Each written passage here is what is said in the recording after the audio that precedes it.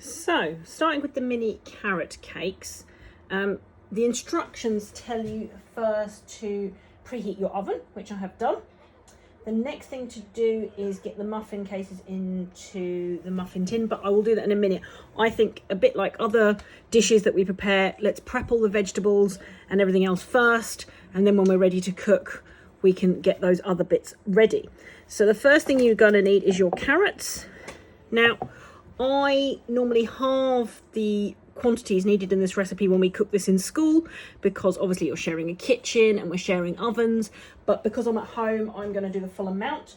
So you either want 250 grams of carrots, or if you're going to do half that amount, it's 125. But the first thing we need to do is peel them. Now, there are sort of two types of peelers, depending on what you would like to use. There's this sort, which is my favourite, and then this is the one my husband likes. So we've got one of each. But what you want to do is peel down away from you. So rest the carrot on the chopping board and just cut down. And that way, hopefully, you don't get any fingers in there. So we're just going to peel that all the way down. Turn it round and you can just get the little bits at the end that you might have missed. There we go. Now, again, as we go, we want to keep our workspace clear.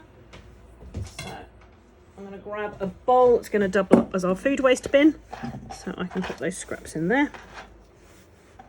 And I want to peel my other two carrots as well.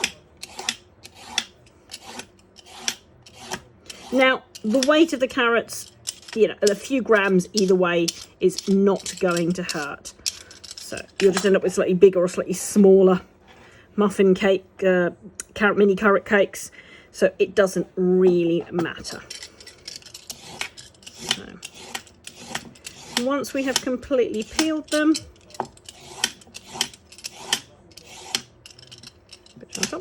we want to top-tail. Now, most vegetables, when if a recipe calls for something to be top-tailed, it means cut off the very bottom and cut off the very top. Now, that's just because we don't particularly want to eat that part there, but don't cut off too much of the vegetable, otherwise you are wasting the food. So we just want to make sure, literally just the top. So again, we can either do claw grip, so we're using a guide. Just want to trim down. Those two go in the bin. Now, it is easier to weigh the carrots while they're still whole before we grate them. So, there we are. So let me grab my scales.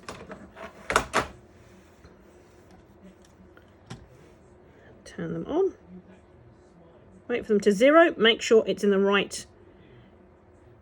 So this is in grams. So you want to make sure that's correct and it hasn't accidentally, because this can change into ounces or into pounds or into milliliters. So we want to make sure that we are in grams.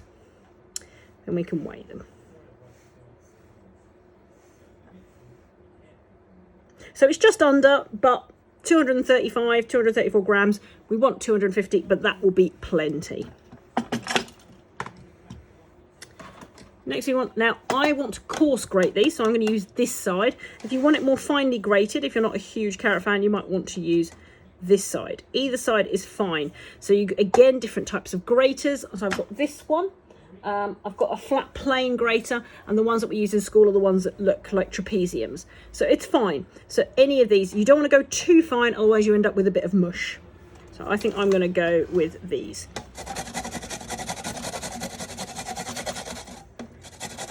Now, the nice thing about this particular grater is it actually collects it in a dish for you below.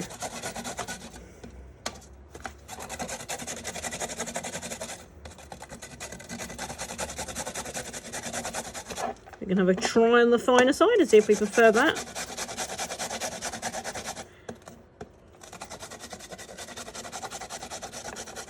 No, I think I prefer the coarse grated side, so I'm going to stick with that.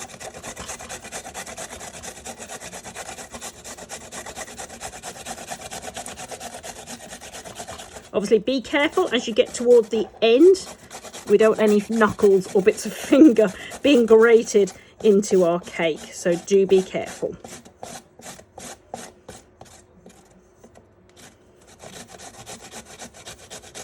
So turn it round, that way you can get the last little bit in there.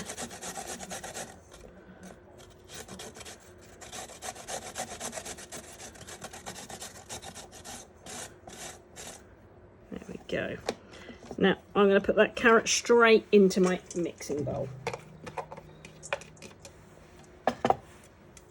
Scrape down the inside. The inside isn't sharp at all, so you can scrape that down quite easily. Right, next one.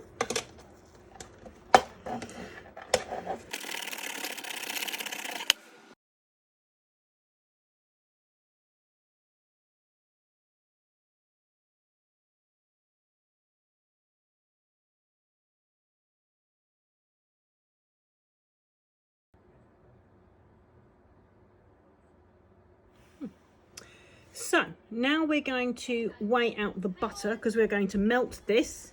So we are going to put this on here. Now obviously the jug weighs something, so once it's on you have to tar it. So press that button again. It says T-A-R-E, tar, and it just zeroes it again. There we go. So I need 150 grams of butter. Now this can be melted either in the hob, on the hob, or in the microwave, whichever you prefer. And we are going to add this to our carrots. Now this, by melting it, makes it more of a muffin recipe than a traditional cake recipe.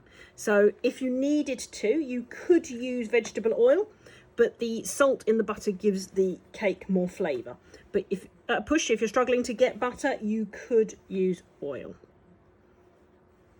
Nearly there. So 150.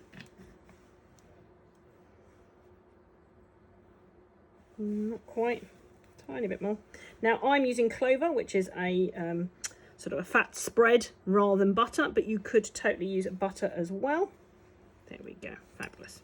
Well, I'm going to melt that in the microwave and wash my hands whilst it is doing so.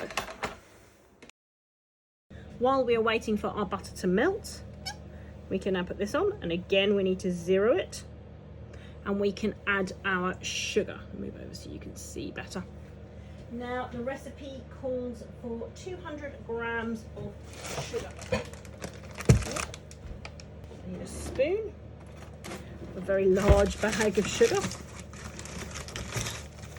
Add the sugar.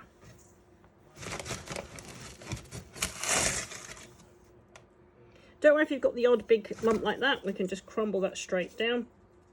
Now I'm using caster sugar. You could use granulated, but I feel you get a better texture with caster.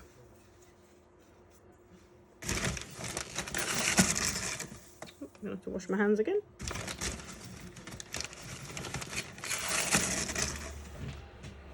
Give it a good stir, make sure it's all mixed up and it's all melted through.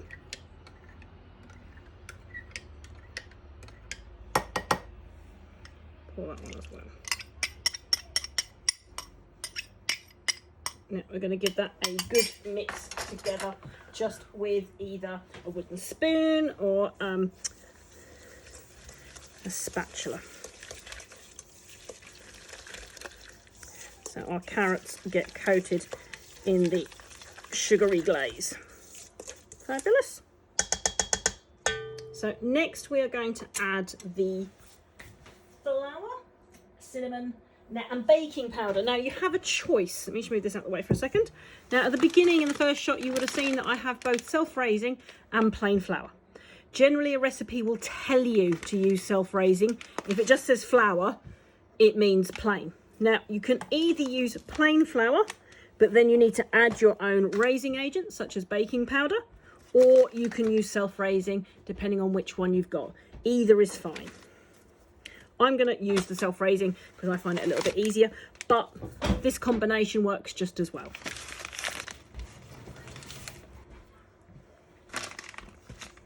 Now I'm going to put my mixture back on the scales and zero them again. Not sure if you can see that. Oh, it's a bit big. There we go, I'll zero it. There we go. Now I'm adding 200 grams. Now I can put this in neat. A lot of recipes ask you to sift their flour. This is purely in the past where it might not have been made as well. There would have been sort of other debris or other things in your flour. Modern flour these days generally doesn't need sieving. The only reason we would sieve it is to add a little bit more air and make your cakes a little bit lighter. So I'm going to sieve it through now. Spoon gone. Now, 200 grams. Let me put a bit more in there so you can see what I'm doing. Just literally giving it a wiggle just until it's all in there. It just adds a little bit more air. So the other thing that we need to now add is a bit of extra flavouring. So that's our cinnamon. Now we need a teaspoon. So again, when talking about teaspoons in a recipe, we don't mean this. This is for stirring your cup of tea. We mean an actual teaspoon, which is a measurement, which is 5 ml. So we need to set this one to teaspoon. Now it's just easier if I take off the lid. And I'm going to put a bit in there. Now, if you haven't got cinnamon, something like nutmeg's quite nice. Mace, all of that works really well. Or a sort of a mixed spice would also work. But we can put that in.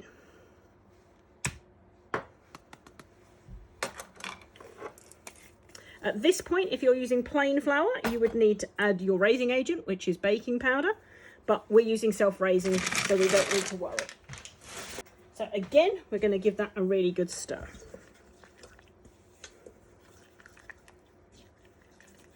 Don't stir too vigorously, because otherwise you end up with sort of clouds coming up from the flour. So just gently, just to combine it all. Scrape through the bottom, make sure nothing's getting stuck or left on the bottom. Make sure your sides are getting it all as well. So, what is next to add? The next we are going to add in our eggs.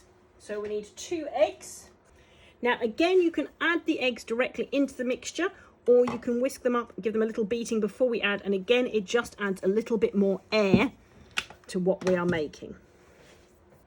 So I'm going to break the eggs into a cup so I can give them a little whisk before we add it to our mixture. Make sure we don't get any shell in there. There's a tiny bit. Now the trick to getting a little bit of shell out, if it is stuck in there, is to make sure you have a wet finger. So run your finger under a tap for a second. And that way the shell hopefully shouldn't run away from you. There we go. Got the bit of shell. Put it in there. Go and wash my hands.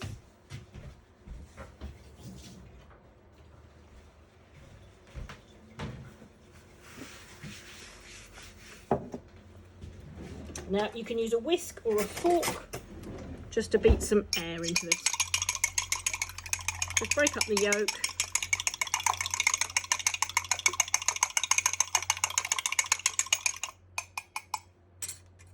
So bring our mixture back. We're going to add our egg in.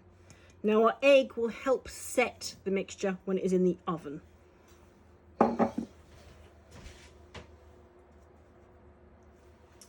So at this point, you can stop and get them into paper cases, or the recipe asks you to add sultanas. Now I'm going to add some because I like sultanas, but I know they're not everyone's cup of tea, so you don't have to. You could add nuts if you're not allergic. You could add cherries, you could add mixed fruit, you could chop up an apple and add that as well. That would work very nicely with the carrot and the apple, carrot and the cinnamon.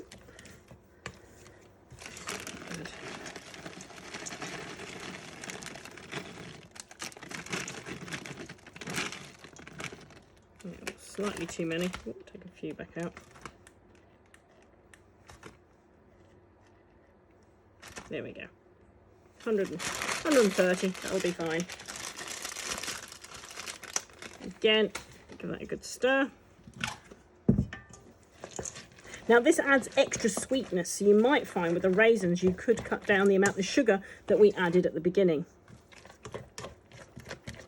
Because this is a muffin based recipe, we don't need to use an electric whisk. We can just mix all the wet ingredients and dry ingredients together by hand. So this is now a smooth batter, so we want to transfer this now to a muffin tray. Right, here is my muffin tray. Now I'm going to put paper cases in each of these. Now, with paper cases, you ideally want muffin or cupcake cases. You don't want fairy cake cases or bun cases because they're actually a little bit too small. So I think I've got some here. These are a little bit smaller than I would normally use, but needs must. So This should hopefully make 12. So I'm going to do a row of the pink. Make sure you're only grabbing one case at a time because they do get stuck together. I'm going to do a row of the orange. I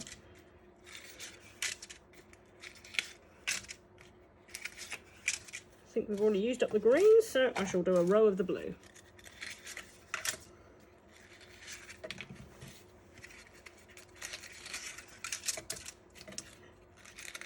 Now on the method sheet, I have mentioned you can use 2 spoons, so that way you aren't using your hand skillet.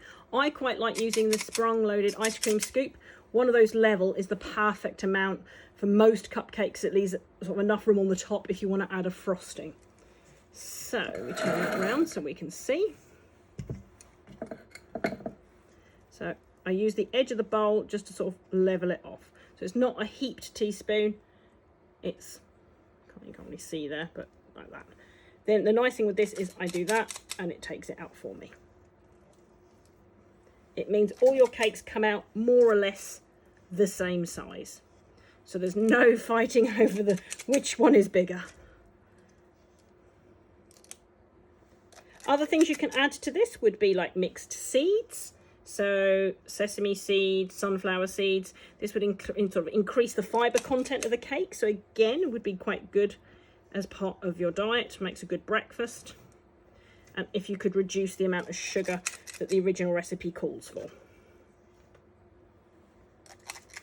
You can also replace your carrot. If carrot's not your thing, you can use courgette. So you get some interesting green cakes. But again, courgette's got quite a mild flavour and works really well as a sweet cake recipe.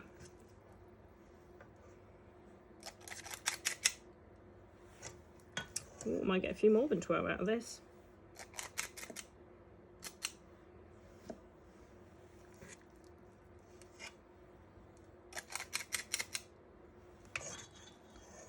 Well, I'm going to get this first batch in the oven. There we go, fabulous. I'll do a second batch with the rest of the mixture in a minute. So here are our mini carrot cakes now at the oven. So they're a nice golden brown colour. I've made sure that I used oven gloves while taking them out the oven because the pan is really, really hot. So do be careful and don't burn yourself. Now, a couple of ways we can check they are cooked. We can tell from the colour change. We can also tell if we press them, they bounce back. Or the other thing you can use something sharp like a toothpick or a sharp knife, and we place it into the middle, pull it out, and as long as it comes out clean and not covered in raw cake dough, then we know they are ready to cool down before we eat them. So good luck.